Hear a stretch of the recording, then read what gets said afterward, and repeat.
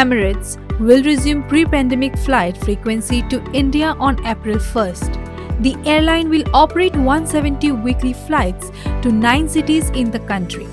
The move comes after the Indian government decided to restore international flights in line with bilateral agreements by the end of March 2022.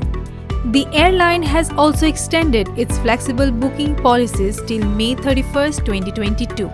Since March, the Airbus A380 has been flying daily between Dubai and Mumbai. Customers traveling Emirates First or business class from Bengaluru, Chennai, Hyderabad, Mumbai or New Delhi can enjoy complimentary chauffeur transport to and from the airport. Premium cabin passengers and Emirates Skywards members in certain categories will have access to Emirates Special Lodge in Dubai and other airports worldwide.